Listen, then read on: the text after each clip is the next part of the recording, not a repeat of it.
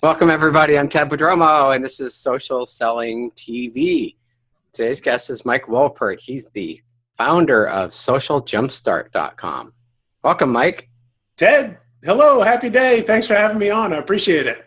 So you're the cover boy of my Social Selling Made Easy magazine this month. Let me tell you what, your fans are very kind to me. And my wife was amused, and my mother would have been quite proud. So thanks for putting me on the cover. It was a great read, man. There's a lot of stuff in there that's more interesting than me. So thanks for interviewing me. No, your whole thing these days is storytelling. So why is it important to be telling stories? Well, it's important to tell stories because we love to hear stories. And I came to the storytelling part through my life experience of selling and creating advertising. But more importantly, over the last 8, almost 9 years of Social Jumpstart, we started with the technology. And, we're not all figured out on the technology, but the question eventually becomes not how do I post on social media about my business, but what do I post on social media?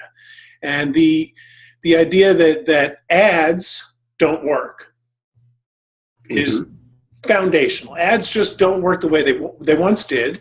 And ads don't work at all for small businesses because we have a good story to tell. So the art of telling a story allows you to be real and authentic and actually connect with somebody, which is something that a Fortune 500 company with a $50 million ad budget just can't do, as well as a guy with a candy store and an iPhone and a Facebook page. So that's really important. Yeah, big companies tell the stories. You don't care about those employees as much. People at Coca-Cola, do you really want to hear their story? Right. No, you don't want to hear the story. And they look, Budweiser, I handled Budweiser as an account in the rock and roll radio business for 20 years. They do great advertising. They used to do better advertising. They do great advertising, but it's fake, right? The puppy and the horse on the Super Bowl ads, fake. Tear-jerking, yes, but there are 16 puppies and 32 horses, and they just make a nice movie. But a guy that has a bar that sells Budweiser, he can tell the story of how he grew up in the restaurant and bar business and why it was so important bringing people together. And to your point about the employees, far more interesting to me than the guy who owns, go with the bar example, Joe's Bar. Right. I'd like to know about Joe, sure. But if Joe isn't behind the bar when I go in with my friends to have a drink and have some fun, then I'm not really interested in Joe. But I am interested in the bartender. And I'm interested in the stories that we tell about the bar, right? Right. Because the story of a couple different stories that any small business owner can tell. Why you do what you do. Ted, you have a background in technology. I know why you do what you do, because you actually care about the world. You care to make people's lives better, more connected, right? I mean, that I've seen that drive you. Yeah. And everybody has that why. Because if we didn't have a why we do our business, why we're entrepreneurs, why we're small business owners, we would have a job because it's easier. If you can keep a job these days. Yeah, if you can keep a job these days. But the why that we do, what gets us up in the morning, what drives us, what turns us on, right? That is a story that matters to people, not because it's about you, but because they can see something of themselves in what you do, what drives you. And it also speaks to how trustworthy you are, how real you are, how invested in the business you are. Authentic. Yeah, how authentic you are. Yeah. Big brands have big things that they say, and it often falls apart when the rubber hits the road, right? Small businesses can't afford to do that. And the story allows us to connect one person at a time. You and I, although thousands of people watching this interview, yes, you and I are having a one-on-one conversation. Yeah. And that skill is in all of us. It's natural. It could barely be called a skill. It's called talking. So yeah, we're just the art of storytelling, and storytelling seems kind of complicated, right? Like I don't know, storytelling. Yeah, so, I'm not good at storytelling. No. Not good at storytelling.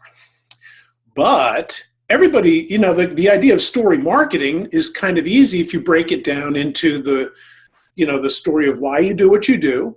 Right. Then the story of how cool your thing is, right? Whatever it is, a consulting service, a loaf of bread that you bake, a restaurant that you run, a car that you build, a bicycle that you build, whatever your thing is, there's a story about how cool that is. Yeah. And then, most importantly, is the story of your customer. The story of, hey, I built this thing, and look at the experience that Bob had. Mary's life is so much better because she bought this thing. And telling the story about how somebody uses your product or coaching or whatever, that's the story that really matters. Yeah. Because as you're a great example. I've seen you work one-on-one in a group setting with people one-on-one and help them hone their LinkedIn presence. So I wasn't watching you tell a story to them and with them. I was sitting there imagining how I fit into this, how I could be part of this, what I needed to do to my LinkedIn profile to become better at that sort of thing. So It allows me to step up and step in, yeah? Yeah, just by talking to people, other people are kind of listening in. Say, I want some of that. Yeah, exactly right, because it's real. And this is all it takes, right? Just a little smartphone. I mean, hi, I'm telling a story. It's kind of cool. It's kind of interesting. Yeah. Or better yet, hi, Ted, I'd like to tell your story about what you think of me, because that's actually more interesting to other people. And if you allow people to tell their story about you, meaning, I went into Joe's bar and it was so great because I go there with my friends. We go for a special celebration. Then sometimes we go over there. Weird thing about Joe's bar, they have great food. It's not bar food. They have this great stuff. Yep. Now, as I hear that story, I could just step right into it, right? So as a business owner, you're having your customer tell your story or a testimonial. It's kind of like a really free-flowing testimonial. Yeah. But as they tell it, I'm able to step in because my brain immediately puts me into the story. Yep. So with a well-told story, I'm able to see, hear, feel what it might be like in your place of business from the role of a happy customer, right? I step into the shoes of a happy customer. Yep. And now I'm predisposed, I'm halfway there. I already know it feels good because, I heard this story about how good it feels to them. I'm like them. They're like me. I'll have the same results. Yeah. You can't do that with an ad. You just can't. Did you ever go to that bar on Haight Street in San Francisco, the Martini Bar? Oh. You ever hear of that place? I have, actually. I might have darkened the door of the Martini Bar once or twice. Bruno, the bartender, and if you came in and you ordered a vodka martini, he would say, "Get out of here. A real martini is gin." And if you ordered one with the olive, the Gibson, he goes, "No, a Gibson has onion. You want olive if you want a martini." Right. Real bartender. Lots of friends. My friend told me about it. He said he prepped me. He said, if you go in there and you say the wrong thing, he'll throw you out. Right. And whatever you do, don't just order a beer. And that was an infamous, oh, God. Go down the street to the Fern Bar. Right. Well, there's another place in San Francisco, too. It's John's Grill down by Union Square. Right? So I don't know if that's really the oldest bar in California. It's certainly one of the oldest bars in San Francisco. I don't know if Dashiell Hammett really came over and wrote his book sitting in that bar. But it's a great story. But the I go in there and the place is steeped with tradition. I don't even notice I'm paying $62 for a sandwich because I'm so involved in this 100 years of San Francisco history that my experience is more than eating a sandwich. My experience is the whole of all the stories that I've heard about that place and the way the people carry themselves and conduct themselves. And this is actually a pretty good example of staff stories. Right. The guys that work, I think it's John's Tadich Grill. I'm a little confused. Yeah. So the men mostly that serve, the waiters that work there, my experience, are professional waiters. Oh, yeah. These guys are excellent at what they do because that's what they do.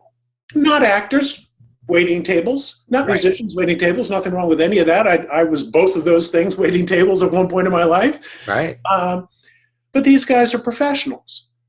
One guy was working there for 40 years, and this was 10 years ago. He's probably still there. Mm-hmm. And so their story of the restaurant and their life in the restaurant is compelling. And it's part of the history, and it's part of the hook, which brings me in and pays, whatever the fee is not about a sandwich. It's about the totality of the experience. Right. And in the past, like those kind of places, all word of mouth. When we lived in the city, it's like, oh, we got to go here because so-and-so. There wasn't social media. And I've been in the advertising world for a very long time. The absolute best kind of advertising and marketing is word of mouth marketing, right? Yeah. If I say to you, hey, Ted, let's go to this place, you'll just assume that I know something. And okay, it's easier to go. So word of mouth marketing is the most powerful. And that's just what we're talking about. Yeah. Because social media makes it easy for people to harness the power of word of mouth advertising. Right? Word of mouth marketing. If I tell you a little story, or if I review your restaurant, or if I have a really awesome experience, social media allows me to now tell 100 people, or 1,000 people, or 42 million people, or whatever the number is. But it's no longer just one-on-one. Right. I'm able to really connect with a lot more people than ever before and tell the story. And if I have a great experience, right now it seems, and often social media can be kind of negative and, argue, but people are looking for the gems. Yeah. People are looking for the good news. People are looking for something nice. So if you have some of that, even if it's just a damn sandwich, it's interesting. Right. And my posting a picture of myself at a sandwich shop, new sandwich shop in our neighborhood, my posting a picture of myself with a sandwich or just a sandwich or whatever weird thing, it's more than just a check-in or a like or a photo. Yeah. It's an endorsement, implied or actually stated. This is a good sandwich. And you checked in there so people know that you're at that location. Right. Then my friends can comment, and then their friends see it. And this isn't a hypothetical thing. I had lunch yesterday at a new restaurant in my town that I had never been to, never heard of, because my friend Peggy had checked in there and checked in there and checked in there. And then I put out a blanket call. Hey, I need a good vegetarian restaurant because I have a friend coming to town. Right. People said, same place, right? Magnolia Street Cafe or whatever the heck it's called. And so that's enough for me to know, check, good. Yeah. And so I went in. And because you trust Peggy, who you're in that circle of trust. Been there.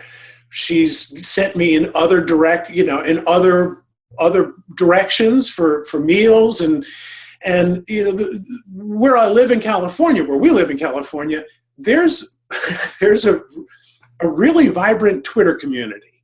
Yeah. And if you had said, I remember when they first started with chat boards, I thought it was kind of weird and creepy, and I don't want to talk to people online. Fast forward 10 years, I have a dozen friends in my neighborhood that I would not know. I would not have this real friendship with, where I know their kids, they come to my house for dinner, we go out together. I wouldn't have this if it wasn't for Twitter. We kind of connect, actually, really weird, Foursquare. I don't want to date myself, but back when they had Foursquare. So it's not all theoretical. It's valuable vouching for information. Peggy tells me a story. Yeah.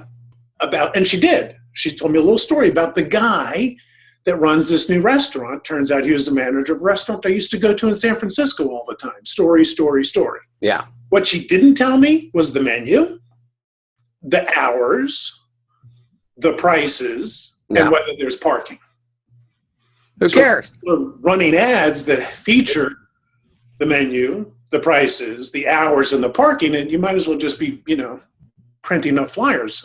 If it's got good food and Peggy recommended it, you're going to figure out when you can go. And right.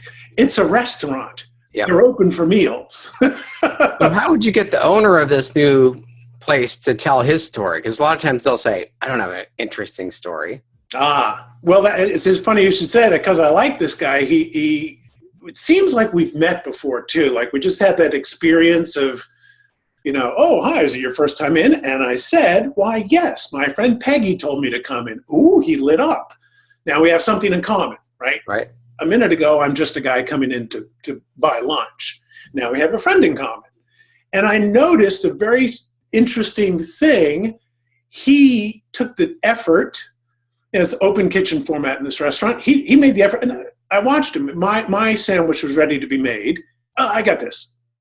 So the owner stepped in, pushed the chef aside. Let me fix this up for this guy, my new friend. And now that had an impact on me. I'm a customer. I paid my bill. I'm happy. I'm going back. And now I'm telling you. Right. Magnolia Cafe in San Rafael. Great. There you go. It's out in the country, but... But that's so important, because those little snippets of life are what matters, right? Just that little bit, and being personal, showing the real stuff. We all have, well, I don't want to speak for you. I have posted way too many pictures of pretty meals, right? The Instagram food porn. Oh, yeah.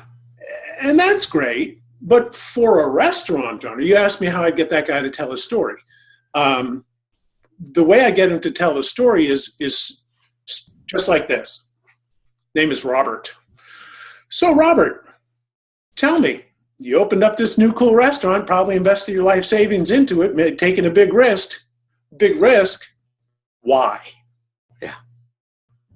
Oh, well, bloop, bloop, bloop, out comes why. Well, I don't know this guy's story. I will. Now I'm going to go get it. Now I'm going to go make a video and I'll share it with you, and you can share it forward.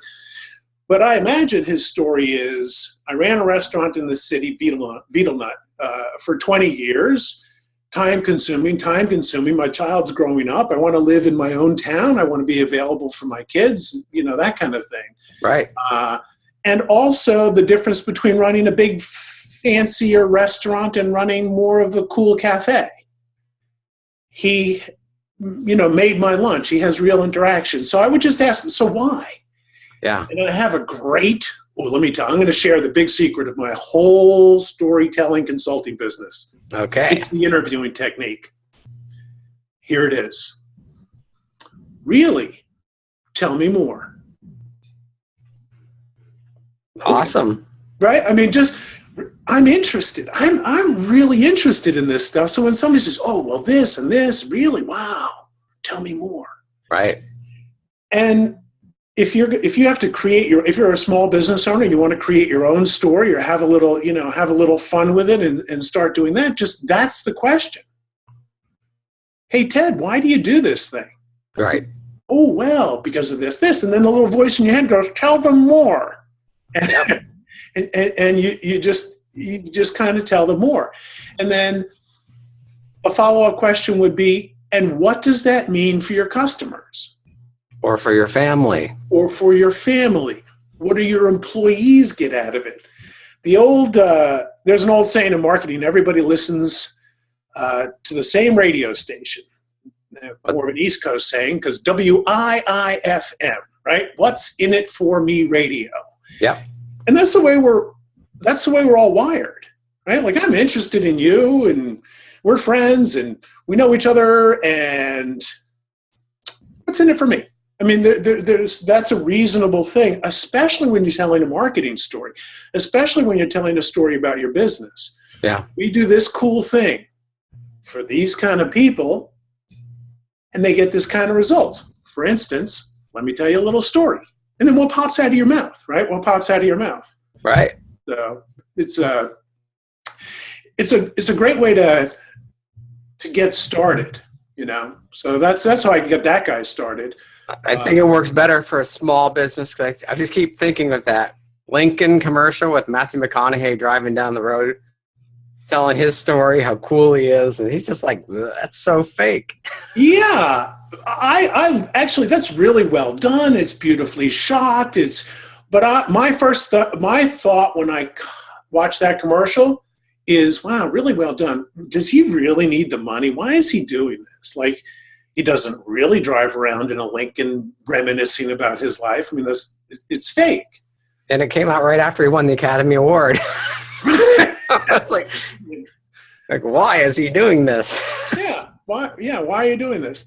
But a lot of times it's easy just to help people discover, you know, what they're doing and why they're doing it. But then another great way to tell a story, and you just mentioned it a second ago, I don't really have a good story. I don't really, you know, there's a hesitation block.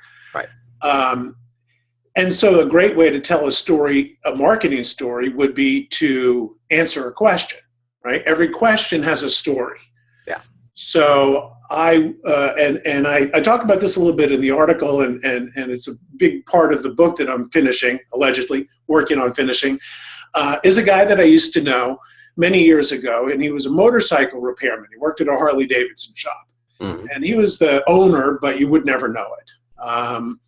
Because he liked fixing bikes. And you would walk in and talk to this guy, and it didn't look like, it was not a new modern facility, right? It was grease and wrenches. But if you went in there with your bike and said, so Charlie, I got this thing, this is the problem. And every single time he'd go, you know, that reminds me of a story. And he would then proceed to tell me a story about somebody else who had the exact same problem that I did. Now I'm listening, right? Same problem as me. The story would continue, the pain that problem caused, the solution that Charlie created, the happiness the customer felt. So it wasn't anything more than a story of how he knows about this problem, how he has fixed this problem in the past, and how previous customers have been happy because of it. Yeah. Right? Every problem has a story. Every question has a story. And I heard his story, and what did that tell me? That told me, well, Charlie knows what to do. He's already done it. Right. So, you know, oh, really? So instead of asking more questions, I said, here, fix it. Dude, it's my wallet. I totally trust you, because that's how we get to know, like, and trust people, right? When you talk about this often in how to present yourself on LinkedIn, people want the opportunity to get to know, like, and trust you. Right. And they get to know you through the power of your story. They get to like you through watching you tell your story, because you're a human being, talking to them like a human being, treating them like a human being. And they get to trust you because the evidence is before them.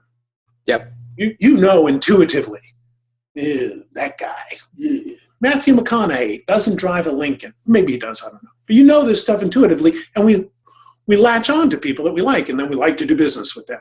Right. So Alex kind of said it the other night, Alex Mondosian. Yes. Like, you say something, and it either lands and takes off, or it just lands flat. So you got right. And if it lands flat, then here's the crazy solution. You just tell another story. Right. You know, not everything's going to be for everybody. There's a saying that I heard long ago, take what you like and leave the rest. Right. Just take what matters to you. So if we're telling a story of why we do what we do, the customer benefit, if we're allowing our employees to tell a story, that's another beautiful way to give people a look at your business. I'm interested in, yes, Robert, the guy that owns the restaurant, that he started this and his vision and all this. I'm also interested in the guy that's behind the stove. What drives him? I'm interested in the wait staff. What drives them? And it's not always easy to tell those stories, but when you do, what you get is a story that sounds like this. I I cook food in restaurants because of these reasons. That's about the staff. You'll like this food because all my customers do. Social validation, some real connection, some real understanding. And so I'd love to meet you. Come on in. Yep. And that's a simple story. It accomplishes a lot of things. A, the customer that's viewing it, the prospect that's viewing it, is just, I feel kind of good about that. I'd like to have that guy make my lunch. Probably he's pretty good because he says he is. Right. And also, when I walk into the place, first time in, never had set foot in the structure before, but I've seen a couple videos on their Facebook page or picked something up on my Facebook page or however I came across them. Right. Then I'm already comfortable. Yeah. I've never been in the store, but I feel like I know you. So my comfort level is predisposed to happy. Yeah. And they've also, most importantly, as a business owner myself, what that employee has done is they've made a promise to a prospect to take care of them. Yeah. And because they've made that promise out loud, they are acting, thinking, and behaving better because they've given their word. Right. People stand up and take their word. Now, also, by telling that guy's story, I've shown my employee some respect. Yeah. In other restaurants, that guy might just be a line cook. In my restaurant, he's the guy making your lunch. I've given him the honor and respect to have a voice, does a couple things. He's going to do his job better. He's going to care about the customers better because he said he would, and that's the way people are wired. Right. He's also going to think twice about leaving.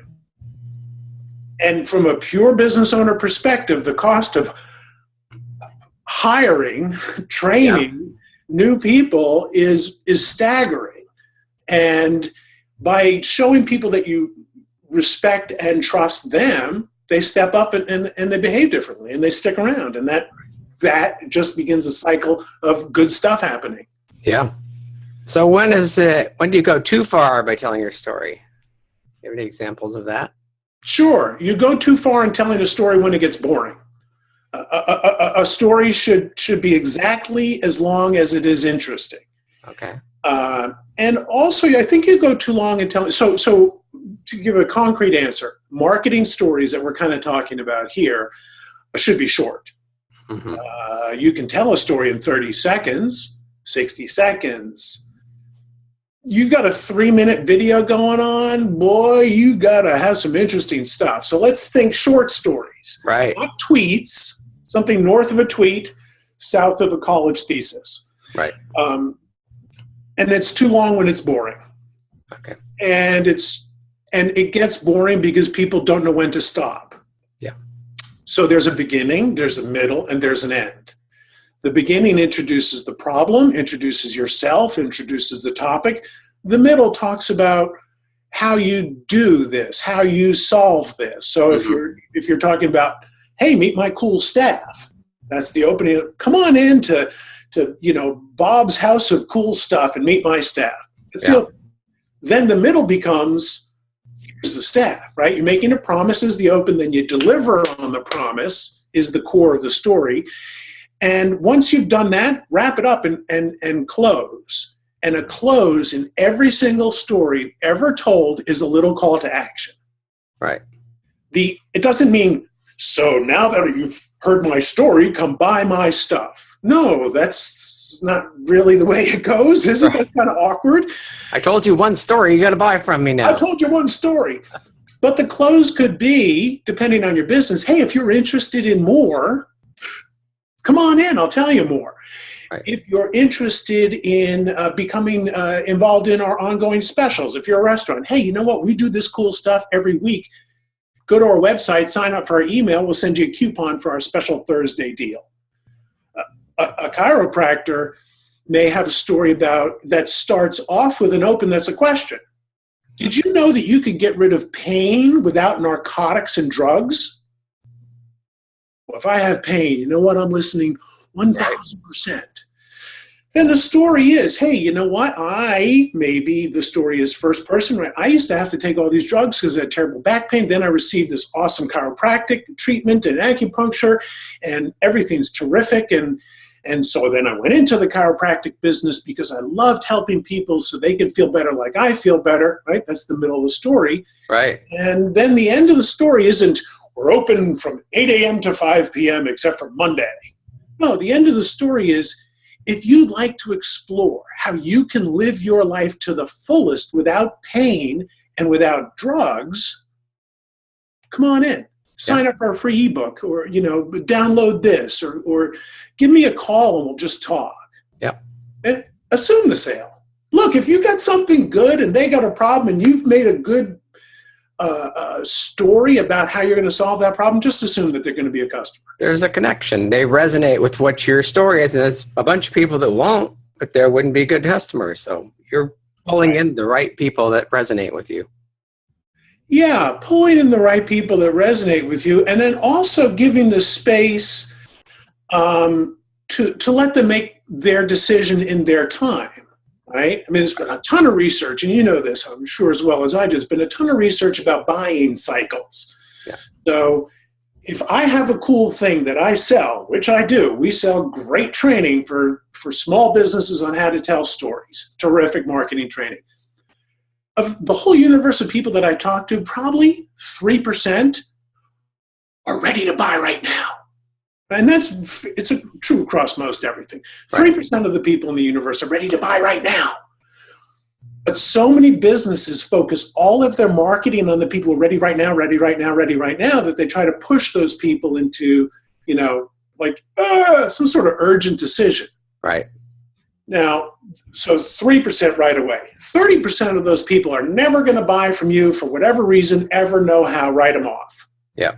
Terrible. No, awesome. Because that leaves 67% of the universe who's going to buy, should buy, wants to buy, is a likely prospect, more than a suspect, less than a customer, right? A good, solid prospect. And your story is engaging. Your story allows them to come into your universe. They acknowledge that this could be of value to them, and then you're stuck in their head when they're ready to make that decision.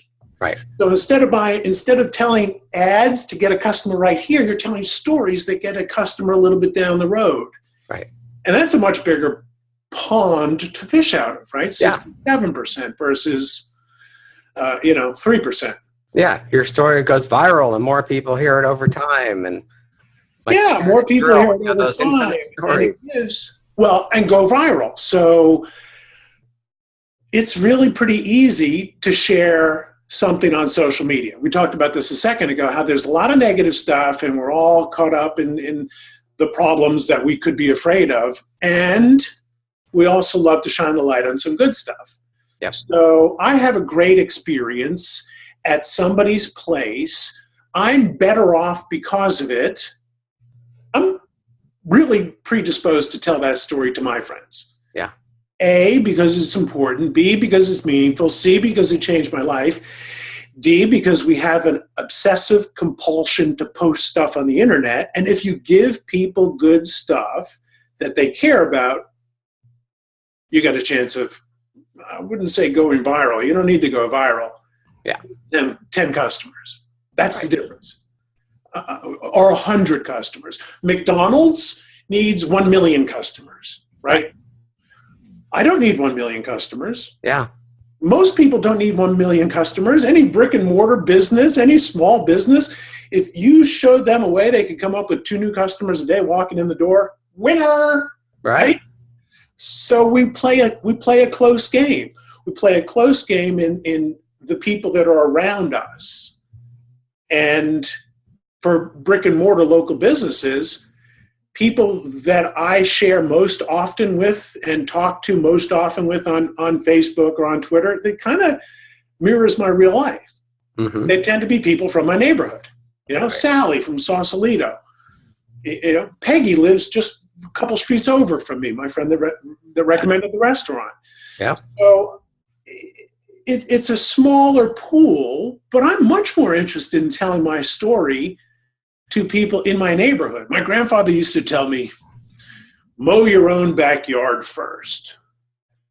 And I was a little kid. I thought he was just trying to talk me into mow the lawn. But Yeah. I get what he means, right? Like, we're so busy in the marketing world of, man, I gotta get Facebook traffic. I gotta get Google Plus traffic. I need traffic. Yeah. I don't know what traffic is really exactly, but I need it because I saw it somewhere about traffic. Somebody told me. Yeah, somebody told me. Well, you know what? For most businesses, that's like a college level thing. And what we need to be doing is focusing on the basics. Yeah, we need traffic. Yeah. All the traffic that we need the traffic from the street in front of our place. The traffic that comes to the stoplight, we just want them to turn in and come in. Hi, hello, may I come in? What do you do? And, so by starting basic, giving people a real look, they're going to tell. It's also really easy to target your own neighborhood if you want to share a post or something like that. Right. It's just much easier. So don't try to get the whole world. I was in the radio business for many years, and we would really talk about the ADI, the area of dominant influence. Your ad is going to reach, and hey, in my defense, back when I was in the radio business, that's all there was. Radio, TV, newspaper. Radio was the best choice out of those three. Today, have different opinions. Yeah. But we would talk about your business is here and your customers are here, but you're also going to get all this. And it's called the spill. You're going to get the spill, meaning excess, meaning define spill. Yeah, right.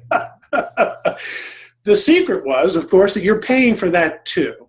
Yeah. And storytelling on social media allows you to just laser hone in on people that you'd love to see in your place. Right. And, and allows you, as you said, to make that connection, a real world connection. Yep. So, Well, this has been great.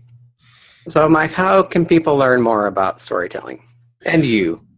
Well, and me. Actually, we're just coming out with a new. I'm big on free video training series because, and this is, and so I'll answer your question, but let me tell you a little story. The reason I'm big on free video training series, video training, is because people would rather watch the internet than read the internet, and so I give them something to watch.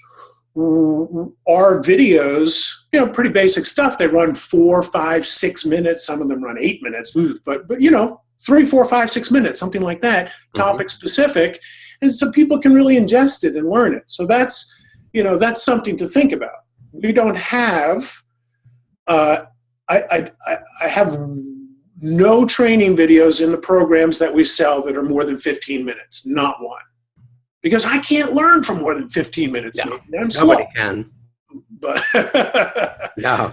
Yeah. So to answer your question, and I definitely am interested in self-promotion, the most important way to learn storytelling is to start off with this sentence, looking at somebody and just practice.